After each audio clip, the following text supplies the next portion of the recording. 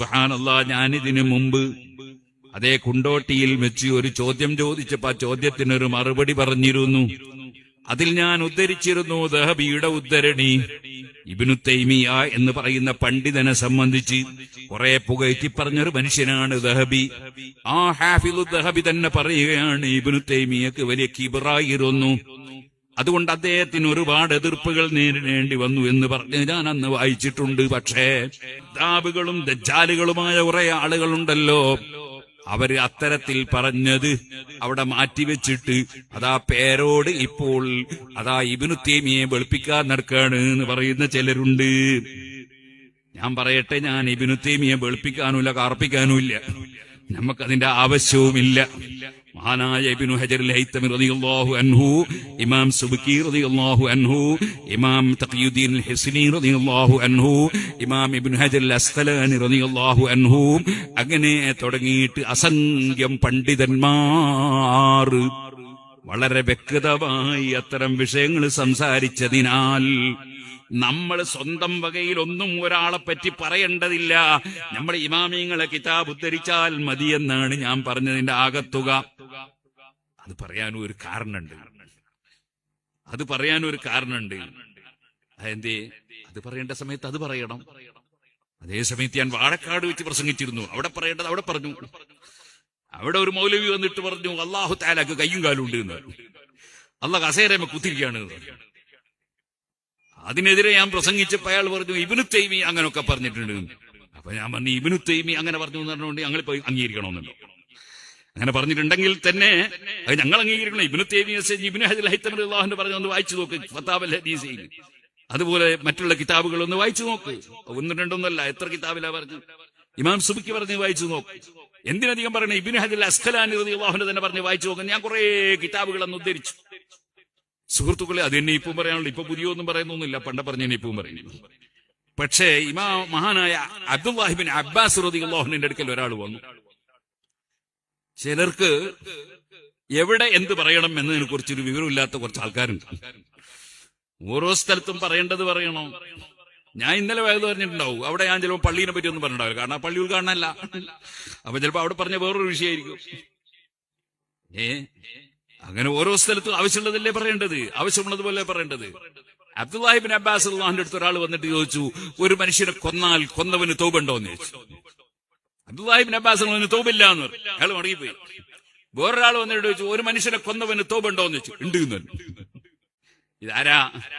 ഇത് നബി സല്ലല്ലാഹു അലൈഹി വസല്ലം പ്രത്യേകം പൊരുത്തം കൊടുത്ത സഹാബിയാണ്. റസൂൽ സല്ലല്ലാഹുവിന്റെ പിതൃ സഹോദരന്റെ മോനാണ്. ലോകത്ത് ഏറ്റവും വലിയ ഖുർആൻ വ്യാഖ്യാതാവാക്കാണ് ഹിബ്റുൽ ഉമ്മ. അയാളോട് പറഞ്ഞു ഒന്നാണ്, ഇയാളോട് പറഞ്ഞു ഒന്നാണ്. അതെന്തേ കാരണം? അതിന്റെ കാരണം ആദ്യത്തെ ആള്, അയാൾക്കൊരു സാഹചര്യം ഉണ്ട്. അയാളുടെ സാഹചര്യം എന്താണ്?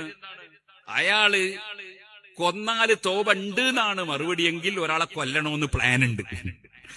തോബണ്ട് എന്നാ പറയുന്നത്, എന്നാ പോയിട്ട് കൊല്ലണം. അയാളോട് പറഞ്ഞ മറുപടിയാണെന്ത്?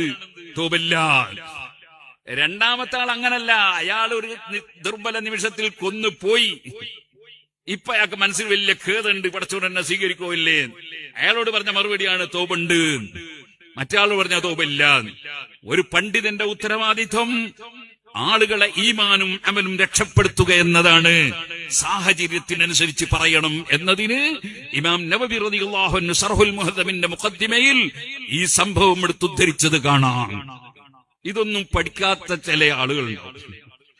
അവർക്ക് അവിടെ പറഞ്ഞ പോലെ തന്നെ ഇവിടെയും പറയാത്ത, ഇവിടെ പറഞ്ഞ പോലെ തന്നെ അവിടെയും പറയാത്തെന്നൊക്കെ ചിന്ത ഉണ്ടാവും. ഇതൊരു ചോദ്യമായിരുന്നു. ആ ചോദ്യത്തിന്റെ ആകത്തുക എന്താണ്? അവിടെയുള്ള ചോദ്യത്തിന്റെ ആകത്തുക, ഇബ്നു തൈമിയ വലിയ പണ്ഡിതനാണെന്ന് പലരും പറഞ്ഞിട്ടുണ്ടല്ലോ. അതിന്റെ പേരിൽ ഇബ്നു തൈമിയ പറഞ്ഞു എന്ന് വിചാരിച്ച് ചില ആശയങ്ങളൊക്കെ ശരിയാണ് എന്ന് ചിലരൊക്കെ പറയുന്നുണ്ടല്ലോ. നമ്മൾ ഏത് സമീപനം സ്വീകരിക്കണം എന്നാ? അപ്പൊ ഞാൻ പറഞ്ഞു, ഇബ്നു തൈമിയ തന്നെ ഹിജ്റ 600 ശേഷം ജനിച്ചൊരു പണ്ഡിതനാണ്. അത് സഹാബത്തിന്റെ കാലത്തുള്ളതല്ല. അതേപോലെ 4 മദ്ഹബിന്റെ ഇമാമിങ്ങളുടെ കാലത്തുള്ളതല്ല. ഹിജ്റ 600ഓളം കൊല്ലത്തിലെടുക്കാൻ ജനിച്ചിട്ടുന്നില്ല.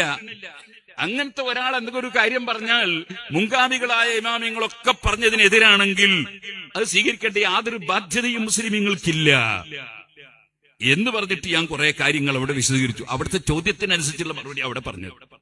വാഴക്കാട്ട് അപ്പുറത്തുള്ള മൗലവി പറഞ്ഞതിനനുസരിച്ചുള്ള മറുപടി അവിടെ പറഞ്ഞു. എല്ലാ സ്ഥലത്തും ഒറ്റൊന്ന് പറയലും ഒന്നും കയ്യിലില്ലാത്തവന്റെ പരിപാടിയാണ്. കയ്യിലൊന്നും കോളില്ലേ പിന്നെ അങ്ങനത്തെ ഉണ്ട്. എല്ലാ സ്ഥലത്തും അതിന്റെ വിളമ്പ് അല്ലാണ്ട് അച്ചാറ് മാത്രമുള്ള പിന്നെ അച്ചാറ് മാത്രം വിളമ്പ് എന്നല്ലാണ്ട് എന്താക്കാനാ അവന് ബിരിയാണി വാങ്ങി. അപ്പൊ അതുകൊണ്ട് ഞാൻ ഇപ്പോൾ അത് വിശദീകരിച്ച് പറയുന്നില്ല, അത് പറയേണ്ട സദസ്സല്ല ഇത്. പക്ഷേ ഞാനത് പറയാൻ കാരണം ഈ ക്ലിപ്പ് മുറിച്ചുകൊണ്ട് ആളുകളെ ഈമാൻ നശിപ്പിക്കുന്ന കുറെ ആളുണ്ട്. അതിലേറ്റവും മുൻപന്തിയിലുള്ള ഒരു ടീമാണ് കള്ളത്തരീക്കത്തുകാരും മുജാഹിദും ജമാഅത്ത് ഇസ്ലാമിയും ഖാദിയാനിയും ഒക്കെ ഒറ്റ കമ്പനിയാണ്. അവർ പരസ്പരം പറയാണ്. മുജാഹിദ് പറയും, ഞങ്ങളിപ്പോ അടുത്ത പ്രസംഗത്തിൽ പറയും പേരോട് മുജാഹിദ് ആയിട്ടുണ്ട് എന്ന് പറയും. നിങ്ങൾ അടുത്ത ക്ലിപ്പിൽ അത് വെക്കണം. അപ്പൊ എന്താവും? അപ്പൊ നമുക്ക് എന്ത് ചെയ്യാം? സുന്നത്ത് ജമാഅത്തിനെ തകർക്കാൻ അതൊരു പരിപാടി നമുക്ക് ആസൂത്രണം ചെയ്യാന്നുള്ളത് അവരൊരു പരിപാടി, ഒരു പ്ലാനാണ്. ആ പ്ലാൻ അനുസരിച്ച് അപ്പുറം ഇപ്പുറം മുറിക്കുകയാണ്. ഈ ഹഫീദുദ്ദഹബി പറഞ്ഞ വാചകം ഈ ചങ്ങാതി കേൾപ്പിക്കുന്നില്ല. അതുപോലെ ഒരുപാട് സംഗതികളുണ്ട്, ഞാൻ പറഞ്ഞ പലതും കേൾപ്പിക്കുന്നില്ല. എന്നിട്ട് ചില ഭാഗത്ത് നിന്ന് അടർത്തിയെടുത്തിട്ട് ജൂതന്മാരെയും ക്രിസ്ത്യാനികളെയും സ്വഭാവം വെച്ചിട്ട് ആളുകളെ വിശ്വാസം തകർക്കാനുള്ള ഒരു ഏർപ്പാട് ഈ അടുത്ത് തുടങ്ങിയതാണ്. അതുകൊണ്ട് ഞാൻ പറയട്ടെ, ആരും തെറ്റിദ്ധരിക്കണ്ട. ഇബ്നു ഹജർ അൽ ഹൈതമി റളിയല്ലാഹു അൻഹു വലിയ മഹാനാണ്. മഹാനവറുകളുടെ തുഹ്ഫയിലും ഫതാവയിലൊന്നും പറഞ്ഞതിനെ ആരും ഇവിടെ ചോദ്യം ചെയ്തിട്ടില്ല.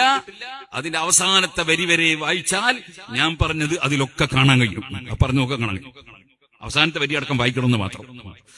ഞാൻ അതിലേക്ക് ഇപ്പൊ കടക്കുന്നില്ല, അത് വേണമെങ്കിൽ പിന്നീട് എപ്പോഴെങ്കിലും ചർച്ച ചെയ്യുമ്പോൾ പറയാം. അപ്പൊ ഞാൻ പറഞ്ഞത് ഖൽബിൽ അസൂയ ഉണ്ടാകാൻ പാടില്ല, ഖൽബിൽ കിബ്ർ ഉണ്ടാകാൻ പാടില്ല. അങ്ങനെ ഉണ്ടായാൽ അവന്റെ അമൽ അല്ലാഹ് സ്വീകരിക്കൂല. സുന്നത്ത് ജമാഅത്തിന് പുറത്തു പോകാൻ പാടില്ല. പിന്നെ അവൻ എത്ര മൗലിദ് ഓതിയിട്ടും കാര്യമില്ല, എത്ര റാത്തീബ് ചൊല്ലിയിട്ടും കാര്യമില്ല, എത്ര നിസ്കരിച്ചിട്ടും കാര്യമില്ല.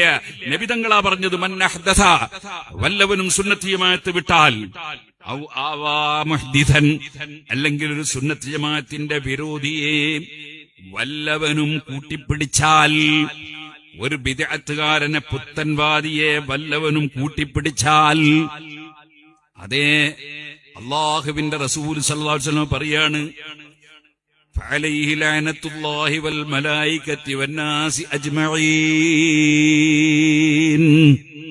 അവന് അള്ളാന്റെ ലഅനത്തുണ്ട്, മലക്കുകളെ ലഅനത്തുണ്ട്, സർവ്വജനങ്ങളെ ലഅനത്തുമുണ്ട്.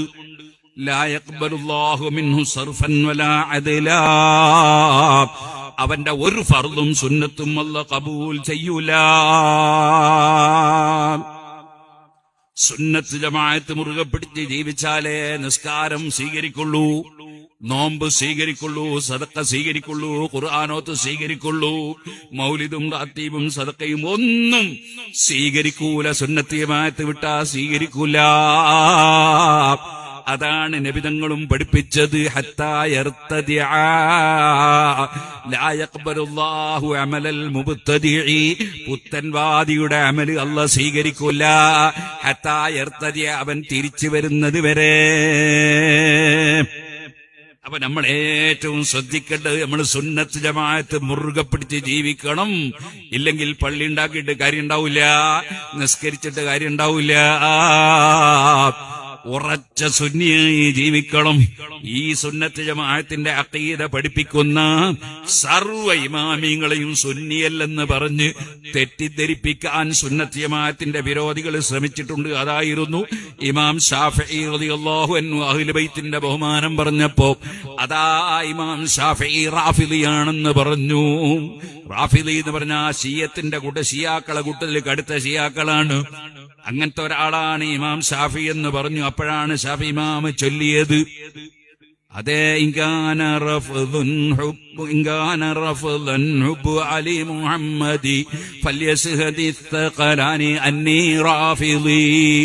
നബി കുടുംബത്തെ സ്നേഹിക്കുന്നത് അത് റാഫിലുകളുടെ സ്വഭാവമാണെന്ന് പറഞ്ഞിട്ട് ഞാനൊരു റാഫിലിയാണെന്ന് വല്ലവനും പറഞ്ഞാൽ നിങ്ങളൊക്കെ പോയി പറഞ്ഞോളൂ, ഞാൻ റാഫിലിയാണെന്ന് പറഞ്ഞോളൂ, ഞാൻ നബിതങ്ങളെ കുടുംബത്തെ സ്നേഹിക്കുന്നതിൽ നിന്ന് പിന്മാറൂല. മുൻഗാമികളായ മുഴുവൻ ഔലിയാക്കളും സാലിഹീകളും സൂഫിയാക്കളും ഈ വ്യാജന്മാർക്കെതിരെയാണ്. കാരണം ഈ വ്യാജന്മാർ ഈമാൻ നശിപ്പിക്കുന്നവരാണ്. അവര് മറ്റൊരു ഈമാൻ നശിപ്പിക്കുന്ന കക്ഷികളാണ്. പടച്ചവന് കയ്യും കാലമുണ്ടെന്ന് പറയുന്നവരും, ഹബീബ് നബി സല്ലല്ലാഹു നിങ്ങൾ സാധാരണക്കാരനാണെന്ന് പറയുന്നവരും, അതുപോലെ തന്നെ ഇസ്തിഗാസ ചെയ്ത കാഫിറാണെന്ന് പറയുന്നവരും, അങ്ങനെ തുടങ്ങി ബർക്കത്തെടുത്ത കാഫിറാണെന്ന് പറയുന്നവരും, അങ്ങനെ തുടങ്ങിയിട്ട് പിഴച്ചുപോയ ഏതൊക്കെ വാദക്കാരുണ്ടോ ഇവരെല്ലാം കൂടി ഒരു മുന്നണിയാണ്. ഈ മുന്നണികൾ തമ്മിലുള്ള ചില ഒത്തുകളികളുണ്ട്. ആ ഒത്തുകളിയുടെ ഭാഗമായി സുന്നത്ത് ജമാഅത്തിന്റെ പണ്ഡിതന്മാരെ തെറ്റിദ്ധരിപ്പിക്കാൻ അവര് നടത്തുന്ന കുതന്ത്രങ്ങളിൽ മുസ്ലിം ഉമ്മത്ത് പെട്ടുപോയിട്ട് ഈമാൻ നശിപ്പിക്കരുതെന്ന് ഞാൻ ഉണർത്തുകയാണ്. ഈമാന് പോയാൽ, സുന്നത്ത് ജമാഅത്ത് പോയാൽ നിങ്ങൾ എത്ര തഹജ്ജുദ് നിസ്കരിച്ചിട്ടും കാര്യമില്ല. ലാ യഖ്ബലുല്ലാഹു മിൻഹു സർഫൻ വലാ അദ്ലാ. അല്ലാഹു ഒന്നും സ്വീകരിക്കൂല. അതുകൊണ്ട് ഇത് വളരെ ഗൗരവത്തിൽ കാണണമെന്ന് മാത്രം ഈ സമയത്ത് ഞാൻ ഉണർത്തുകയാണ്. മഹാനായ ഇബ്നു ഹജറുൽ ഹൈതമി റളിയല്ലാഹു അൻഹുവിനെ ഒരു 2ാം നമ്പറാക്കി കാണാൻ വേണ്ടി ശ്രമിക്കുന്ന ചിലരുണ്ട്. അതും വേണ്ട, അതൊന്നും സുന്നത്ത് ജമാഅത്തിന്റെ മുമ്പിൽ നടക്കൂല. മഹാനായ ഖാതിമത്തുൽ മുഹഖ്ഖിഖീൻ അഹ്മദ് ഇബ്നു ഹജറുൽ ഹൈതമി റളിയല്ലാഹു അൻഹു മഹാനവറുകൾ ഇബ്നു തൈമിയെ സംബന്ധിച്ച് സംസാരിച്ചത് പക്ഷപാതിത്വപരമായിട്ടാണെന്ന് നുഅ്മാനുൽ ആലൂസി എന്ന് പറയുന്ന ഒരു സലഫി പണ്ഡിതൻ പറഞ്ഞു. ആ നുഅ്മാനുൽ ആലൂസി ഒരു ഗ്രന്ഥം രചിച്ചു. ആ നുഅ്മാനുൽ ആലൂസിയെ ഗണ്ണിക്കാൻ വേണ്ടിയായിരുന്നു ഞാൻ കുണ്ടോട്ടിയിൽ വെച്ച് എന്നോട് ഒരു ഇന്റർവ്യൂ ചെയ്തപ്പോൾ, അല്ലെങ്കിൽ ചോദ്യം ചോദിച്ചപ്പോൾ മറുപടി പറഞ്ഞത്. അതുകൊണ്ട് ഇബ്നു ഹജറുൽ ഹൈതമി തങ്ങളെ കിതാബ് ഉദ്ധരിക്കുന്നതിന് പകരം ആ ആലൂസിയും കൂടി അംഗീകരിക്കുന്ന ഗ്രന്ഥമായ ഇബ്നു ഹജറുൽ അസ്ഖലാനി റളിയല്ലാഹു അൻഹുവിന്റെ ഗ്രന്ഥം ഉദ്ധരിച്ച് പറഞ്ഞു. പക്ഷേ എവിടെ എന്ത് പറയണം, എങ്ങനെ പറയണമെന്നറിയാത്ത ചിലർ അത് തെറ്റിദ്ധരിപ്പിക്കാൻ ശ്രമിക്കുന്നതായി എനിക്കറിയാൻ കഴിഞ്ഞു. അതിൽ മുസ്ലിം ഉമ്മത്ത് പെട്ടുപോകരുതെന്ന് മാത്രം ഈ സമയത്ത് ഉണർത്തുകയാണ്. ആരും ഇബ്നു തൈമിയെ വെളുപ്പിക്കാൻ പോകണ്ട, കറപ്പിക്കാനും നമ്മൾ പോകുന്നില്ല. നമ്മൾ ഇമാമിങ്ങൾ പറഞ്ഞത് എടുത്തുദ്ധരിച്ച് പറയുകയല്ലാതെ നമ്മളെ സ്വന്തം വകയിൽ ഒരു കാര്യവും പറയാറില്ല. അത് റബ്ബ് നമുക്ക് തന്ന നിഅമത്താണ്. ഇമാമിങ്ങൾ പറഞ്ഞത് എടുത്തുദ്ധരിക്കുകയല്ലാതെ നമ്മളെ സ്വന്തം വകയിൽ തീരുമാനം പറയുന്ന ഏർപ്പാട് നമുക്കൊരു കാലഘട്ടത്തിലുമില്ല. അപ്പോഴാണ് നമ്മൾ പണ്ഡിതന്മാരെ അംഗീകരിച്ചവരാകുന്നത്. ഞാൻ വലിയ വിവരമുള്ളവനാണെന്നൊരു ധാരണയോടെ നമ്മൾ സ്വന്തത്തിൽ പറയാൻ ഒരുങ്ങിയാൽ അത് പലപ്പോഴും അപകടം ചെയ്യാൻ സാധ്യതയുണ്ട്. ഇമാമിങ്ങളെ വാക്കെടുത്തുദ്ധരിച്ചാൽ നമുക്കതിന് ഉത്തരവാദിത്തമില്ലല്ലോ. അവരതിന് കഴിവുള്ള പണ്ഡിതന്മാരാണല്ലോ, അവര് പഠിച്ചു പറയുന്നവരാണല്ലോ, അവരത്രയും ശുദ്ധന്മാരാണല്ലോ. അതിനാൽ ഇമാമിങ്ങളെ പിന്തുടർന്നുകൊണ്ട് തന്നെ നമ്മൾ ജീവിക്കണം. നമ്മുടെ മുൻഗാമികൾ കാണിച്ചു തന്ന വഴി അതാണ്. സുന്നത്ത് ജമാഅത്ത് വിട്ടുകൂടാ. വേറെയും കുറെ ആൾക്കാരുണ്ട്. സിദ്ദീഖ് ഖാൻ എന്നിട്ടൊരു ഖാനുണ്ട്. അയാളും ഈ ഷൗക്കാനിയെയും ഇബ്നു തൈമിയൊക്കെ വെളുപ്പിക്കാൻ നടക്കുന്ന ആളാണ്. അയാൾ ഒരു സ്ഥലത്ത് പറയുന്നുണ്ട്, നിസ്കാരം കളായാൽ കളാവ് വീട്ടണ്ട. അങ്ങനെ ഒരാൾ പറഞ്ഞാൽ അതിനെ അംഗീകരിക്കാൻ പറ്റുമോ? അതിനെന്താ കാരണം പറഞ്ഞത്? മനഃപൂർവ്വം കളാവ് വീട്ടണ്ട, അതേ സമയത്ത് മറന്നിട്ടാണേ കളാവ് വീട്ടണോ? വല്ലാത്ത വിവരം തന്നെ. ഒരാളൊരു 10,000 രൂപ കടം വാങ്ങി കൊടുക്കാൻ മറന്നുപോയി, എന്നാ കൊടുക്കണം. മനഃപൂർവ്വം കൊടുത്തില്ലെങ്കിലോ പിന്നെ കൊടുക്കണമെന്നില്ല. നല്ല ന്യായല്ലേ, നല്ല ബുദ്ധിയല്ലേ? സുബ്ഹാനല്ലാഹ്. ഇമാം ഇബ്നു അബ്ദുൽ ബർ റളിയല്ലാഹു അൻഹു അവിടുത്തെ ഇസ്തിസ്ഖാർ എന്ന് പറയുന്ന കിതാബില് അതിനെ സംബന്ധിച്ച് വിശദമായി രേഖപ്പെടുത്തിയിട്ടുണ്ട്. ഇപ്പോൾ ഞാൻ അതിലേക്ക് കടക്കുന്നില്ല. മുസ്ലിമീങ്ങളെ, നിസ്കാരം ഖളാകാതെ നിസ്കരിക്കണം. ഒരു നേരത്തെ നിസ്കാരവും നമ്മൾ ഖളാക്കാൻ പാടില്ല. അഥവാ ഒരു മനുഷ്യൻ മറന്നുപോയതിന്റെ പേരിലോ അല്ലെങ്കിൽ അറിയാതെ ഉറങ്ങിപ്പോയതിന്റെ പേരിലോ ഖളാ ആയിപ്പോയാൽ അവൻ കുറ്റക്കാരനല്ല. പക്ഷെ ഉറക്ക് തെളിഞ്ഞാൽ നമ്മളത് ഖളാ വീട്ടണം. നബി സല്ലല്ലാഹു അലൈഹി വസല്ലം തങ്ങൾ ഒരു യാത്ര കഴിഞ്ഞ് വരുമ്പോ ഉറങ്ങിപ്പോകാതെ സുബ്ഹിന്റെ സമയത്ത് വിളിക്കുമെന്ന് ഏറ്റെടുത്തു സഹാബി. പക്ഷേ മഹാനവറുകൾ ഉറങ്ങിപ്പോയി. എല്ലാവരും ഉറങ്ങിപ്പോയി. സൂര്യൻ ഉദിച്ചതിന് ശേഷമാണ് ഉറക്കം തെളിഞ്ഞത്. സുബ്ഹാനല്ലാഹ്. അങ്ങനെ ഉറക്കം തെളിഞ്ഞപ്പോൾ നബി സല്ലല്ലാഹു അലൈഹി വസല്ലം തങ്ങൾ എല്ലാവരെയും കൂട്ടിയിട്ട് അവിടുന്ന് കുറച്ചകലേക്ക് പോയി. കാരണം ആ താഴ്വര ഒരു ശൈത്താനിന്റെ ശർറുള്ള താഴ്വരയാണ്. അവിടെ വെച്ചാണ് ഉറങ്ങിപ്പോയത്. അവിടുന്ന് കുറച്ചപ്പുറം പോയിട്ട് നിസ്കാരം ഖളാ വീട്ടിയത് സഹീഹുൽ ബുഖാരിയിൽ കാണാം. എന്നാൽ ഈ പറയുന്ന പുത്തൻവാദികളും പറയുന്നു ഖളാ ഉറങ്ങിപ്പോയാൽ ഖളാ വീട്ടണം, ഇതുപോലെ മറന്നാലും ഖളാ വീട്ടണം. പക്ഷേ മനഃപൂർവ്വം ഖളാ വീട്ടണ്ട. വല്ലാത്ത വാദം തന്നെ. ഇബ്നു തൈമിയോ ശൗക്കാനിയോ ഏത് കക്ഷികൾ പറഞ്ഞാലും ഇത് അംഗീകരിക്കാൻ മുസ്ലിമീങ്ങളെ കിട്ടില്ല. കാരണം അവരെ കണ്ടുപിടിച്ച കണ്ടുപിടുത്തം കടുത്ത തെറ്റായ കണ്ടുപിടുത്തമാണ്. അതുകൊണ്ടാണ് മഹാന്മാരായ പണ്ഡിതന്മാര് രേഖപ്പെടുത്തുന്നു, സ്വന്തം ഇഷ്ടത്തിൽ എന്തെങ്കിലും പറയാൻ പറ്റൂല.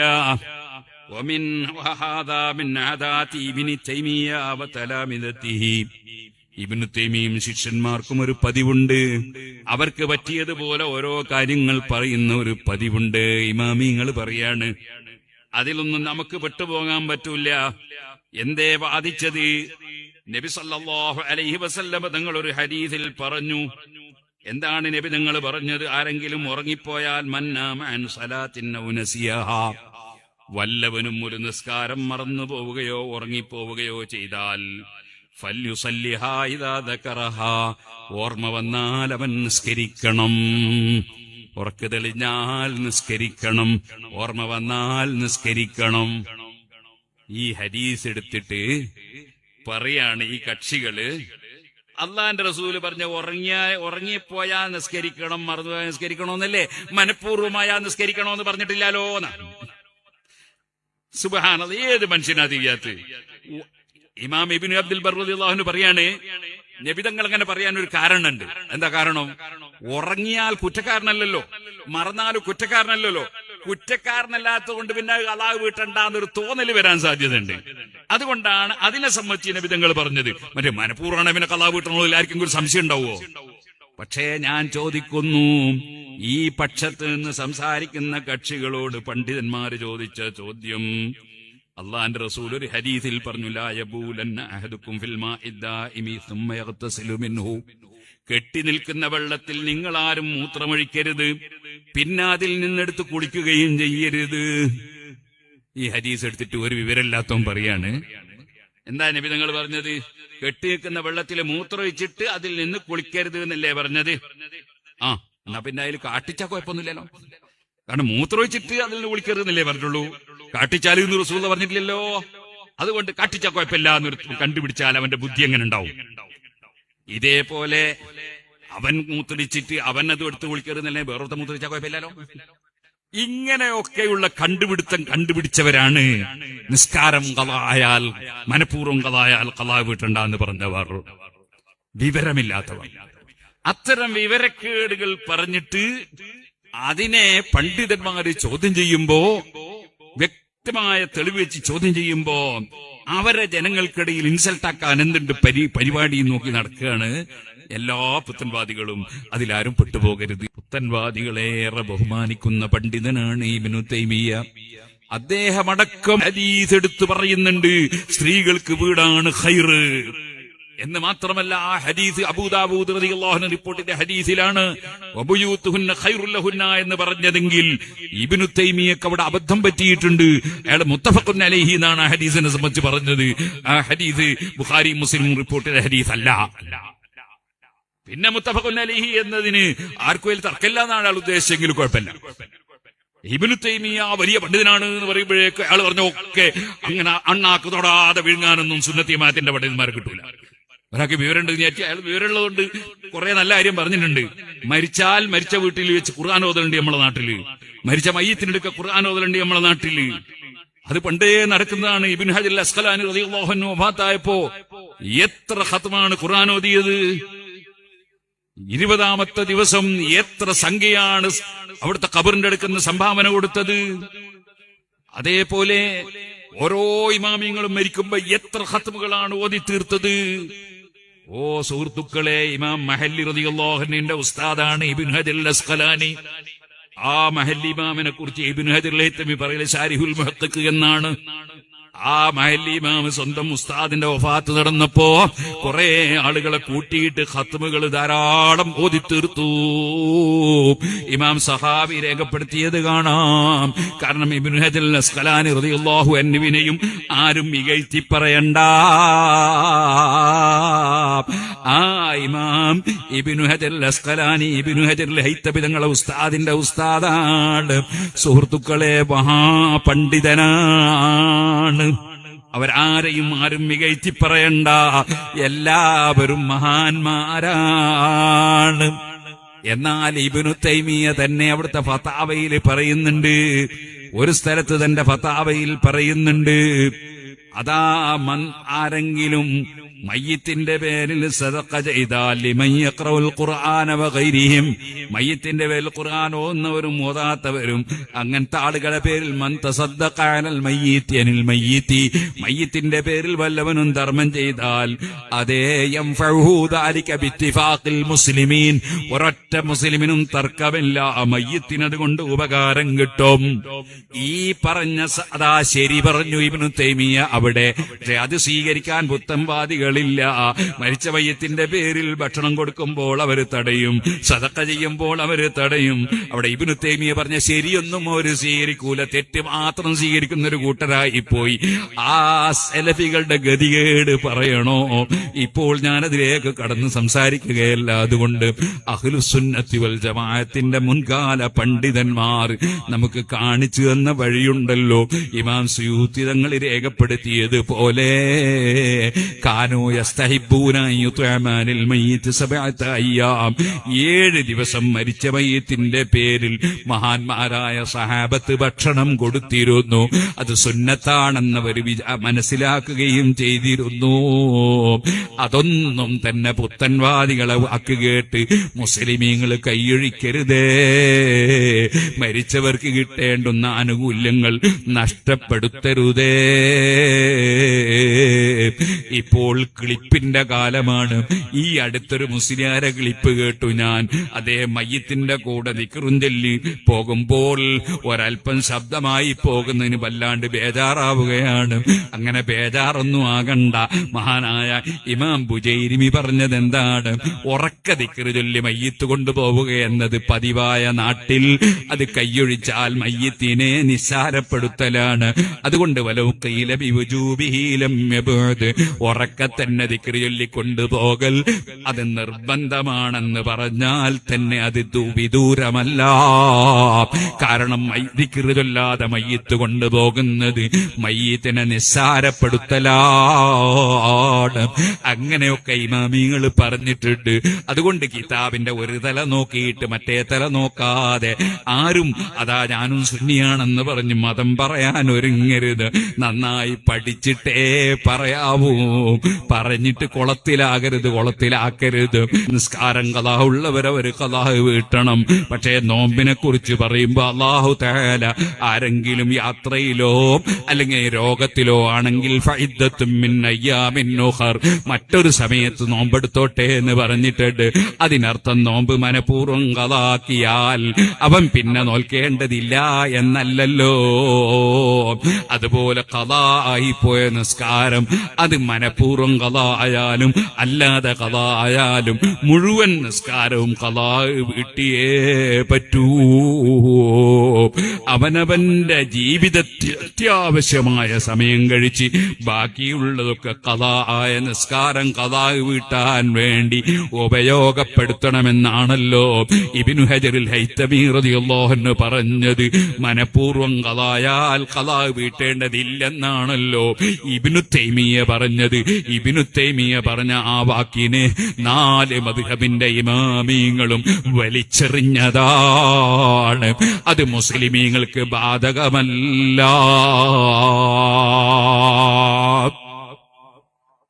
ഇബ്നു തൈമിയ വലിയ പണ്ഡിതനാണെന്നൊക്കെ പറഞ്ഞ ചിലരുണ്ട് എന്ന് എപ്പോഴെങ്കിലും പറയുമ്പോഴേക്ക് ഇബ്നു തൈമിയ നല്ല ആളായിപ്പോയി എന്നൊന്നും തെറ്റിദ്ധരിക്കണ്ട. അദ്ദേഹത്തിന് ഒരുപാട് അബദ്ധങ്ങൾ സംഭവിച്ചിട്ടുണ്ട്. അങ്ങനെയുള്ള അബദ്ധം കാരണത്താൽ അദ്ദേഹത്തിന്റെ കാലഘട്ടത്തിലുള്ള ആലിമീങ്ങളും ഖാദിമാരും ജഡ്ജിമാരും അദ്ദേഹത്തെ ജയിലിലടക്കാൻ വേണ്ടി വിധിച്ചു. മരിക്കുന്നതുവരെ അദ്ദേഹം ജയിലിൽ കിടന്നുകൊണ്ട് മരിച്ചു. ഇബ്നു ഹജർ അൽ ഹൈതമി റളിയല്ലാഹു അൻഹു അങ്ങനെ ഒരു ഖാദിയും ജയിലിലടക്കാൻ വേണ്ടി വിധിച്ചിട്ടില്ല. ഒരു ഖാദിയും ഇബ്നു ഹജർ അൽ ഹൈതമി തങ്ങളെ സംബന്ധിച്ച് നിസ്സാരപ്പെടുത്തി സംസാരിച്ചിട്ടില്ല. ഒരു ഇമാമും സംസാരിച്ചിട്ടില്ല. മഹാനവറുകൾ വഫാത്തായപ്പോൾ സുബ്ഹാനല്ലാഹ് മയ്യിത്ത് തൊടാൻ കിട്ടാത്തത് കൊണ്ട് ടവ്വല് കൊണ്ട് ഇങ്ങനെ തൊട്ടിട്ട് അത് ആ ടവ്വല് ചുംബിക്കുകയാണ് മുസ്ലിമീങ്ങൾ ചെയ്തത്. അവിടെ ബഹുമാനപ്പെട്ട ഖദീജ റളിയല്ലാഹു അൻഹയുടെ സമീപത്ത് അവിടെ മക്ക ശരീഫിൽ ആണ് മഹാനവറുകൾ ഖബറുള്ളത്. ആ ഖബറിൽ കൊണ്ടുപോയി വെക്കുമ്പോഴുണ്ടായ ജനങ്ങളെ കാരണത്താൽ നടക്കാൻ കഴിയാത്തവരുണ്ട്. മയ്യത്ത് കഴിഞ്ഞ് മറമാടി തിരിച്ചു വരുമ്പോൾ അവിടെ എത്രയെത്ര ചിരിപ്പുകളാണ് ആളുകളുടെ തിരക്ക് കൊണ്ട് അവിടെ വീണ് നഷ്ടപ്പെട്ടു പോയത്. ഇതൊക്കെ ചരിത്രത്തിൽ വ്യക്തമായി രേഖപ്പെടുത്തിയതാണ്. അതുകൊണ്ട് ആരും ഇബ്നു ഹജർ അൽ ഹൈതമി തങ്ങളെ ഇകയറ്റി സംസാരിക്കണ്ട, ഇബ്നു ഹജർ അൽ ഹൈതമി തങ്ങളെ കുറച്ച് കാണണ്ട, ഇബ്നു ഹജർ അസ്ഖലാനി റളിയല്ലാഹു അൻഹുവിനെ കുറച്ച് കാണണ്ട. നമ്മളെ ഇമാമിങ്ങൾ ആരും കുറച്ച് കാണണ്ട. അങ്ങനെ കുറച്ച് കണ്ടുകൊണ്ട് ഇവിടെ ആർക്കെങ്കിലും ബിദ്അത്തിന്റെ ആശയം പ്രചരിപ്പിക്കാമെന്ന് തോന്നലുണ്ടെങ്കിൽ അത് ഇൻഷാ അല്ലാഹ് നടക്കാൻ പോകുന്നില്ല എന്ന് മാത്രം ഞാൻ ഈ സമയത്ത് ഉണർത്തി.